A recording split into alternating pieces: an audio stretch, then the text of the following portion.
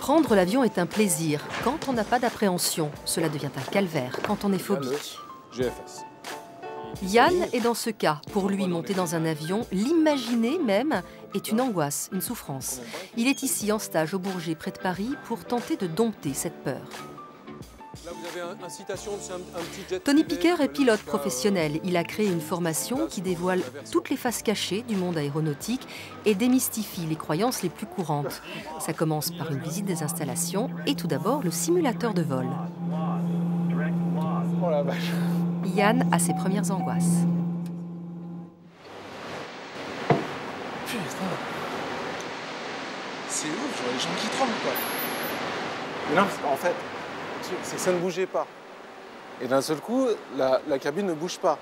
Et l'écran vidéo, en fait, a fait comme si on montait, on descendait, on piquait sur la piste d'atterrissage. Et en fait, j'ai le cerveau qui n'a pas compris ce qui se passait et j'avais l'impression vraiment de tomber, en fait. Alors que ça ne bouge pas. Il faut juste se calmer.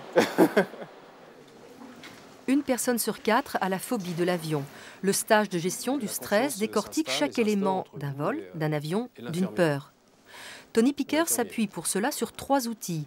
La thérapie cognitive pour gérer ses pensées, la checklist passager pour prévoir au mieux le vol et corriger son comportement, et la cohérence cardiaque pour gouverner ses émotions. Les Américains, il y a 21 ans, ont développé un des aspects de la neuroscience qui s'appelle la cohérence cardiaque.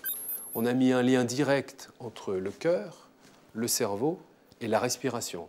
La respiration agit directement sur le cœur directement sur le cerveau. La première chose qu'on fait, si on est face à un stresseur qui nous agresse immédiatement, je bloque ma respiration, il n'y a plus rien qui se passe.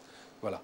Donc il suffit, en 10 secondes, de faire neutralisation, c'est-à-dire concentration sur le cœur, respiration par le cœur, émotion positive. Et là, on arrive tout de suite dans le vert.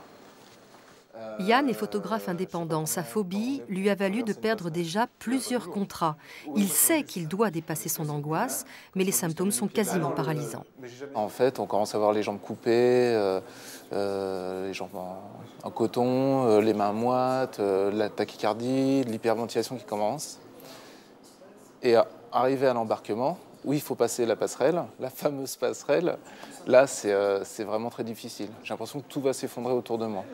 Ce qui nous est inconnu nous effraie. Comment un avion de plusieurs tonnes peut tenir en l'air? Quand il vire sur l'aile, il va décrocher. Idem, à l'atterrissage, on pique du nez, on va se cracher.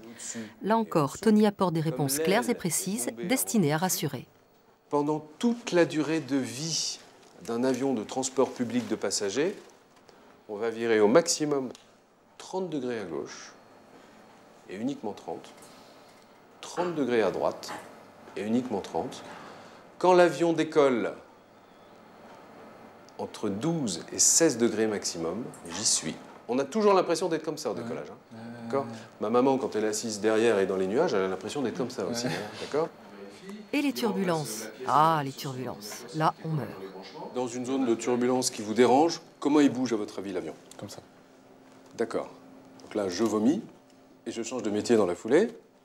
Dans un vol de croisière, quand les turbulences commencent à gêner les personnes qui sont sensibles, c'est que l'avion bouge comme je suis en train de le faire bouger maintenant.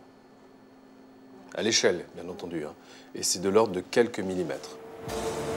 Après plusieurs heures à analyser tout ce qui se passe lorsqu'on prend un avion, arrive le moment attendu, mais aussi redouté, le simulateur de vol, pour cette fois une vraie séance de pilotage. Et c'est Yann qui commence. Allez-y, je vous en prie. Là, je suis une prise, là, tu vois.